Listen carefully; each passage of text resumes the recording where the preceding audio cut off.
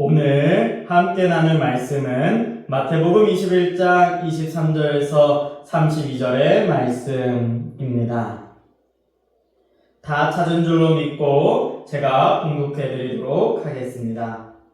예수께서 성전에 들어가 가르치실새 대제사장들과 백성의 장로들이 나와 이르되 내가 무슨 권위로 이런 일을 하느냐? 또 누가 이 권위를 주었느냐? 예수께서 대답하시되 나도 한 말을 너희에게 물으리니 너희가 대답하면 나도 무슨 권위로 이런 일을 하는지 이르리라. 요한의 세례가 어디로부터 왔느냐? 하늘로부터냐? 사람으로부터냐? 그들이 서로 의논하여 이르되 만일 하늘로부터라 하면 어찌하여 그를 믿지 아니하느냐 할 것이요 만일 사람으로부터라 하면 모든 사람이 요한을 선지자로 여기니 백성이 무섭다 하여 예수께서 대답하여 이르되 우리가 알지 못하노라 하니 예수께서 이르시되 나도 무슨 권위로 이런 일을 하는지 너희에게 이르지 아니하리라. 그러나 너희 생각에는 어떠하냐? 어떤 사람에게 두 아들이 있는데 맏아들에게 가서 이르되 오늘 포도원 가서 일하라 하니 대답하여 이르되 아버지 가겠나이다 하더니 가지 아니하고 둘째 아들에게 가서 또 그와 같이 말하니 대답하여 이르되 실소이다 하였다가 그 후에 뉘우치고 갔으니 그 둘 중에 누가 아버지의 뜻대로 하였느냐? 이르되 둘째 아들이니이다. 예수께서 그들에게 이르시되 내가 진실로 너희에게 이르노니 세리들과 창녀들이 너희보다 먼저 하나님의 나라에 들어가리라. 요한이 의의 도로 너희에게 왔거늘 너희는 그를 믿지 아니하였으되 세리와 창녀는 믿었으며 너희는 이것을 보고도 끝내 뉘우쳐 믿지 아니하였도다. 아멘. 오늘도 예배 자리에 나오신 성도님들을 환영하고 축복합니다. 잘 나오셨습니다. 오늘 함께 나눌 말씀의 제목은 교회의 권위입니다. 권위라는 것은 제도, 이념, 인격, 지위 등이 그 가치의 우위성을 공인시키고 영향력을 행사할 수 있는 능력이나 위신을 뜻합니다. 그렇다면 한 가지 질문을 드리도록 하겠습니다. 교회의 권위는 어디로부터 올까요? 잘 한번 생각해 보시기 바랍니다. 개교회의 카리스마가 넘치고 또 설교도 잘하시는 목회자로부터 올까요? 아니면 헌금도 많이 하고 봉사도 많이 하시는 장로님들로부터 올까요? 그것도 아니라면 교회의 대다수를 구성하는 성도들로부터 올까요? 혹시나 권력하고 착각하시는 분이 있을 수 있을까봐 말씀드립니다. 권위라는 것은 다른 이로 하여금 강제로 이렇게 어떤 걸 하게 하는 힘이 아닙니다. 강제로 하는 것이 아닌 이끌어서 따르게 하는 힘을 이야기합니다. 권위라는 것은 강제성을 띠지 않고 이렇게 따라올 수 있도록 정말 참된 리더의 모습과 같이 그 모습을 보며 이렇게 사람들이 따라오는, 예를 들면 스승과 제자의 모습과 같이 이런 것을 나타냅니다. 오늘은 교회의 권위는 어디로부터 오는가를 함께 마태복음 21장 23절에서 32절의 말씀을 통하여 함께 살펴보고자 합니다. 함께 말씀을 살펴보고 은혜를 나누도록 하겠습니다. 교회의 권위는 첫 번째로 하늘로부터 온다입니다. 마태복음 21장 23절에서 24절의 말씀입니다.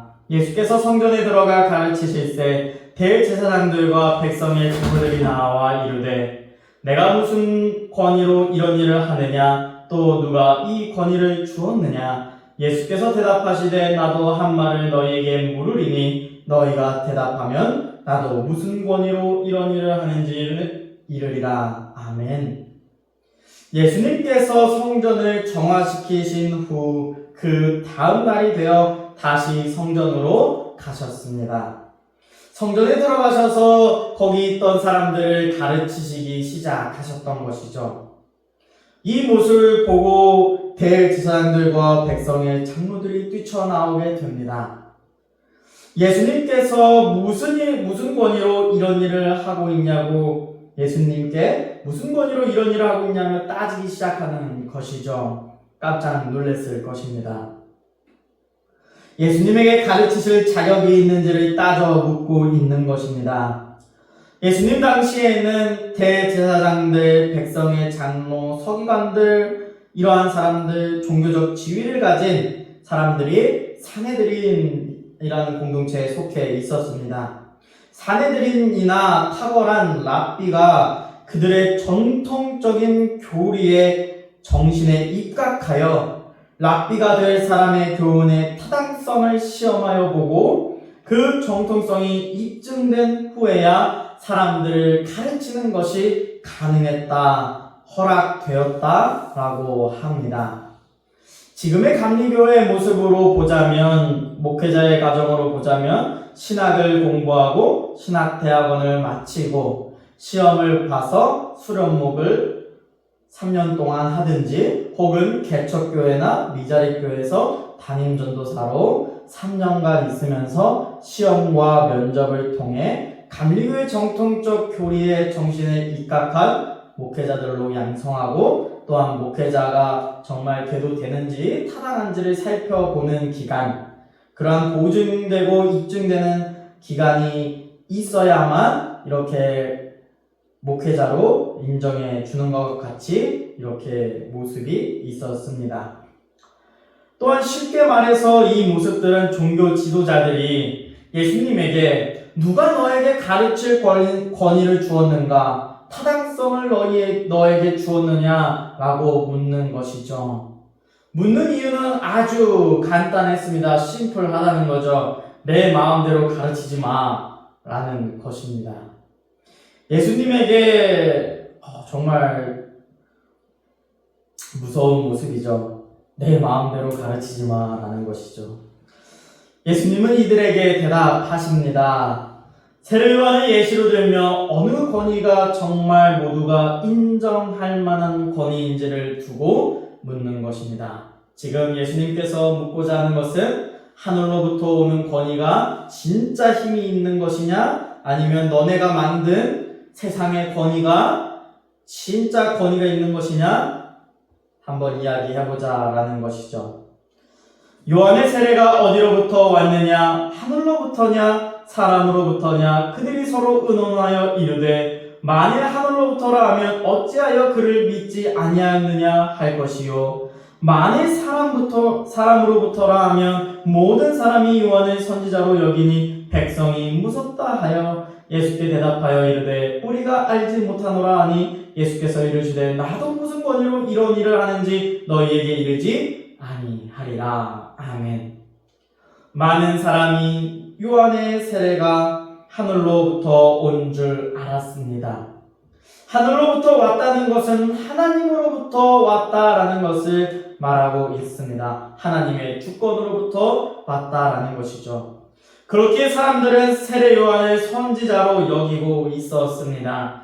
여기서 다시 한번 이전에 말씀드렸던 것과 같이 종교 지도자들의 타락성을 여기서 보게 됩니다. 어떠한 타락성이냐? 하나님을 두려워하는 것이 아닌 백성을 무서워하며 예수님의 대답을 회피하는 것이죠. 이들은 사람의 눈을 더 의식했다라는 것입니다. 하나님의 보시기에 좋게 하랴, 사람이 보기에 좋게 하랴 라고 생각했을 때에 하나님을 우위에 두는 것보다 이 백성들의 눈을 더 의식했다라는 것을 볼 수 있습니다. 자신의 지위들이 내려갈 것과 또한 백성이 자신들을 다그치고 자신들의 지위를 빼앗을 것을 두려워했다라는 것이죠. 자신의 지위가 더 하나님보다 높게 생각하고 있었다라는 것입니다. 그렇습니다. 교회도 마찬가지입니다. 교회의 권위는 하늘로부터 옵니다. 하나님으로부터 시작된다라는 것이죠. 그런데 이것을 잊게 되면 교회의 권위는 타락하게 착한 모습을 보게 됩니다. 종교 지도자들과 백성의 장로들이 하나님의 자리에 오르는 것처럼 자신들의 권위를 하나님의 자리로 둔 것처럼 교회의 모습도 그렇게 변하게 된다라는 것입니다. 그리고는 하나님을 두려워하기보다는 백성들을 더 무서워하고 자신들의 자리가 흔들릴 것을 더욱 무서워하는 모습을 보게 되는 것이죠. 그러니 그들의 백성들의 손짓 하나에 몸짓 하나에 더 신경을 쓰게 되는 것을 보게 됩니다. 저는 오늘 말씀에서 이들의 모습이 우리와 멀리 있다라고 생각되지 않습니다.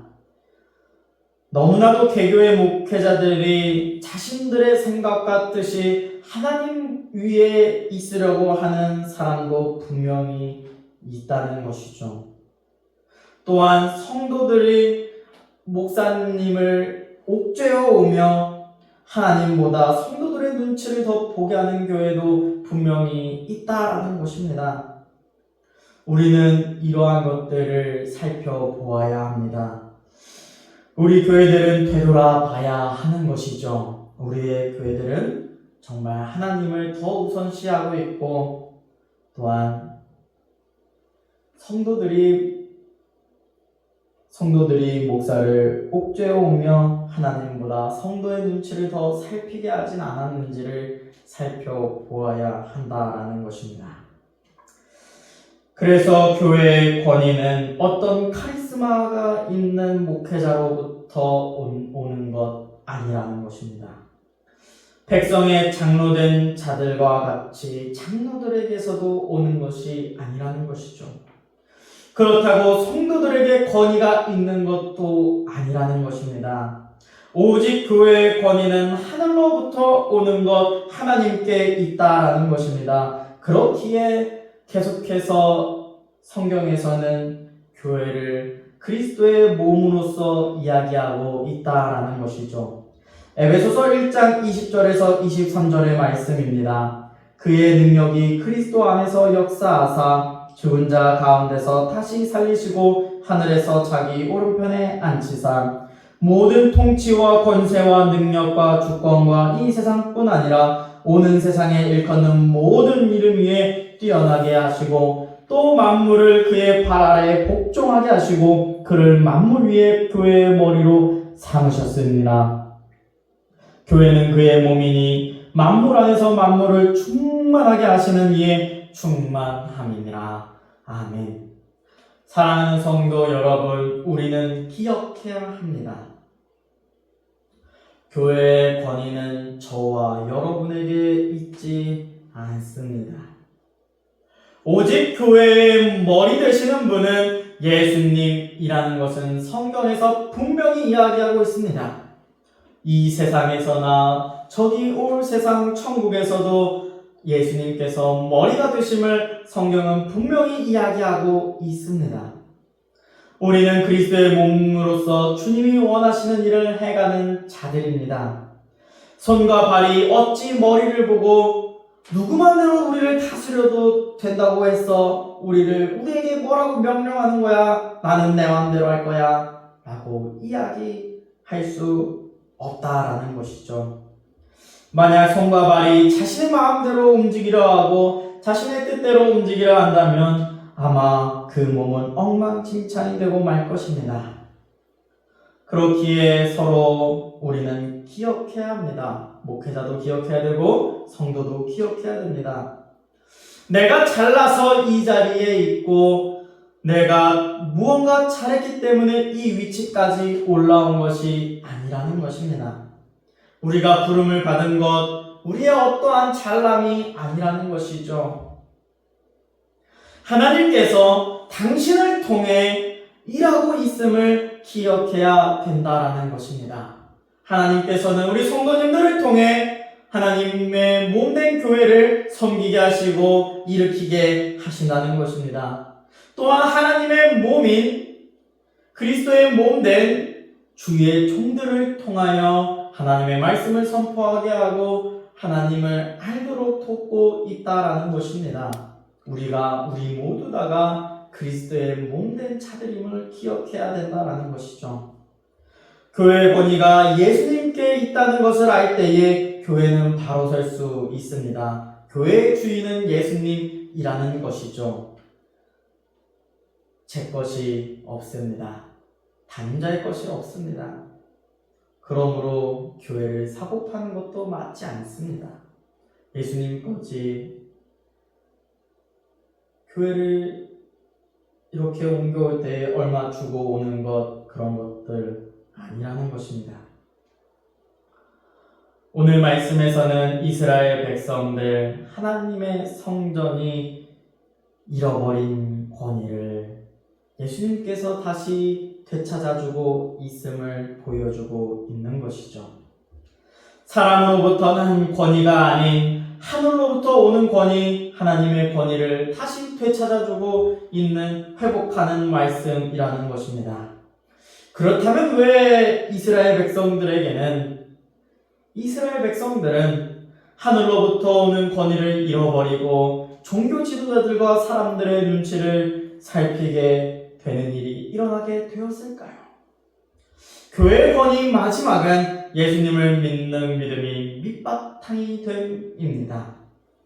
마태복음 21장 28절에서 32절의 말씀입니다. 그러나 너희 생각에는 어떠하냐? 어떤 사람에게 두 아들이 있는데 맏아들에게 가서 이르되 예 오늘 포도원에 가서 일하라 하니 대답하여 이르되 아버지 가겠나이다 하더니 가지 아니하고 둘째 아들에게 가서 또 그와 같이 말하니 대답하여 이르되 실소이다 하였다가 그 후에 뉘우치고 갔으니 그 둘 중에 누가 아버지의 뜻대로 하였느냐 이르되 둘째 아들이니이다. 예수께서 그들에게 이르시되 내가 진실로 너희에게 이르노니 세리들과 창녀들이 너희보다 먼저 하나님의 나라에 들어가리라. 요한이 의의 도로 너희에게 왔거늘 너희는 그를 믿지 아니하였으되 세리와 창녀는 믿었으며 너희는 이것을 보고도 끝내 뉘우쳐 믿지 아니하였도다. 아멘. 이 말씀은 예수님께서 전과 같이 비유의 말씀으로 그들이 알아듣지 못하게 말씀하시지 않았습니다. 오히려 예수님을 믿지 않고 자신들의 권위를 내세우는 이 대제사장과 백성의 장로들이 잘 알아들을 수 있도록 아주 직설적으로 말씀하십니다. 28절에서 32절을 요약하면 이러한 것이죠. 너희들이 세우는 그 권위를 믿고 그 자만심으로 자신의 죄를 뉘우치지 않고 믿지 아니하니 하나님의 나라에서 멀도다. 오히려 너희들이 죄인으로 여기고 있는 세리들과 창녀들이 먼저 믿고 뉘우쳤으니 하나님의 나라에 먼저 들어가게 될 것이다 라고 이야기하고 있습니다. 이 말을 듣는 대제사장과 백성의 장로들은 충격이었을 것이며 분노했을 것입니다. 자신들이 죄인보다 못하고 이방인보다 못하다 비난받았기 때문이죠. 그러나 중요한 것이 있습니다. 이들의 마음에는 아직까지도 예수님께 돌아와 뉘우치고자 하는 마음은 볼 수 없었습니다. 자신들이 만든 권위가 진정으로 능력 있다고 믿었기 때문입니다. 그렇게 살아왔기 때문이죠. 그렇게 예수님을 믿지 않았습니다. 이 말씀을 통해서 알 수 있는 건 무엇입니까? 예수님을 믿지 않으니 예수님의 권위도 인정하지 않는다라는 것을 보게 되는 것이죠. 결론적으로는 믿음이 없기 때문에 하나님의 나라에 들어가지 못하는 자가 되어버리고 마는 것이죠.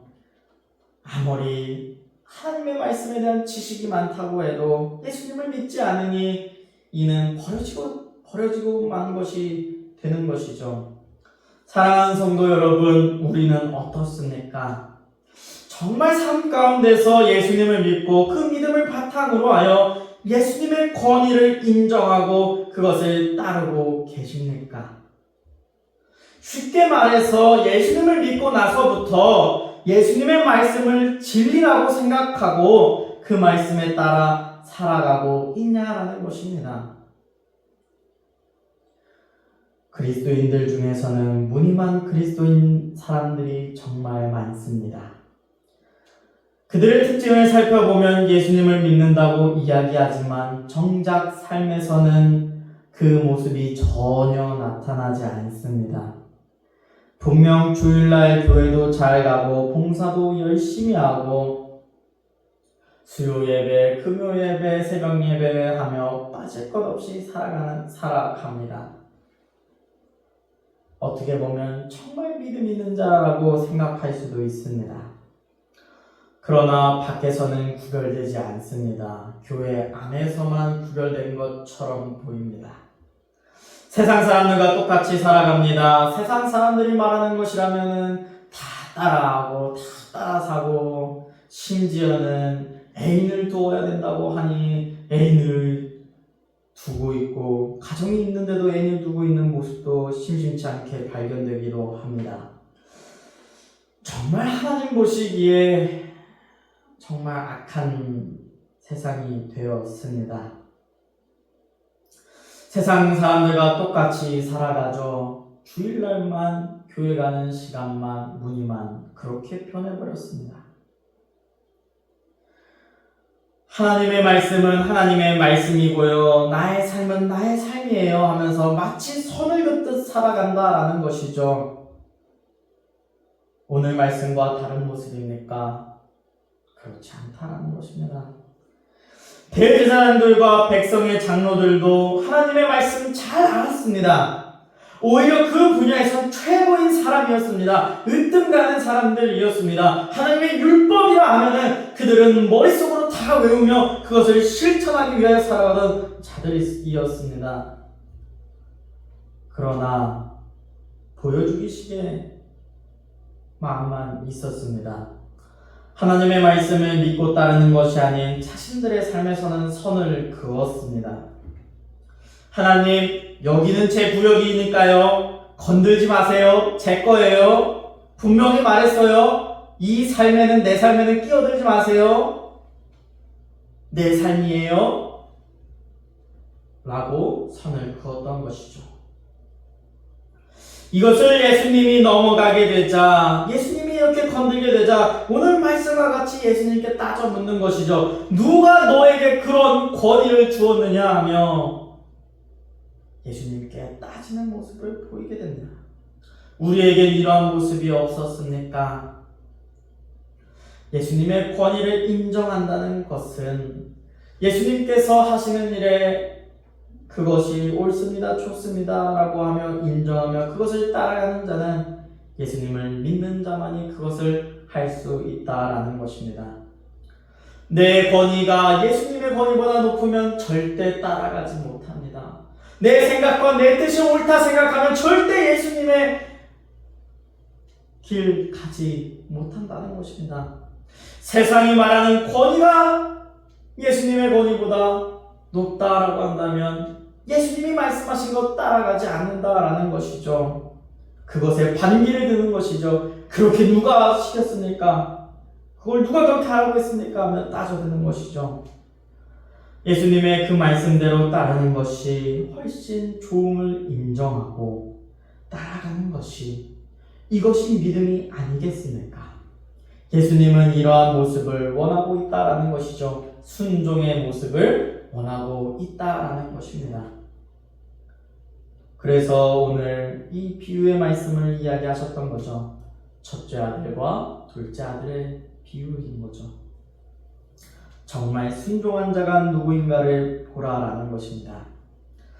교회의 권위도 마찬가지입니다. 예수님을 믿는 믿음이 바로 서야 하늘에서부터 오는 권위, 예수님의 권위를 인정하게 되는 것이죠. 예수님이 머리됨을, 교회의 머리됨을 인정하게 되는 것입니다.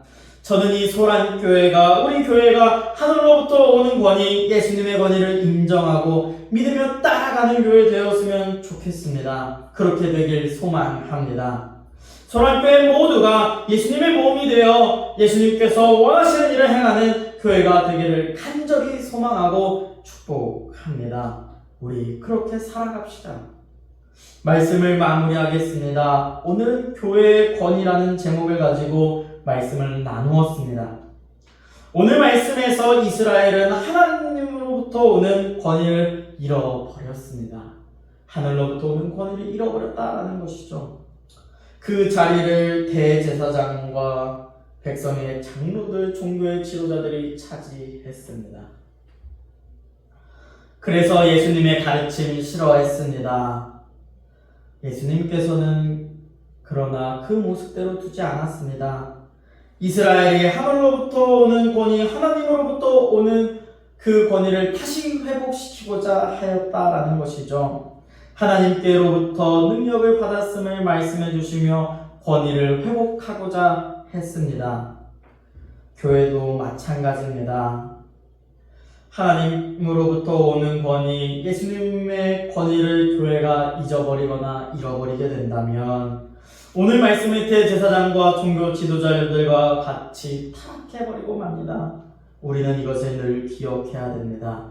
그래서 우리에게 필요한 것은 늘 예수님을 믿는 믿음과 예수님이 우리의 머리 되신다는 예수님의 권위를 인정하고 예수님의 말씀을 따르는 삶, 예수님의 몸된 교회가 되는 것이 필요하다라는 것입니다. 사랑하는 성도 여러분, 우리 예수님의 몸된 교회로서 나아갑시다. 대림절 기간입니다. 예수님의 오심을 기다리는 기간입니다. 어떻게 살아야겠습니까? 하늘로부터 오는 권위를 잃어버리고 잊어버리며 살아가겠습니까? 혹은 예수님께서 다시 그 하늘로부터 오는 권세를 되찾아 주신 것 같이, 회복 주신 것 같이 예수님을 인정하고 살아가겠습니까? 저는 우리 교회 성도들은, 이 말씀을 듣고 있는 성도님들은 정말 예수님의 권위를 인정하고 예수님의 말씀대로 살아가는 예수님의 몸된 성도들이 되기를 간절히 축복합니다. 기도하겠습니다.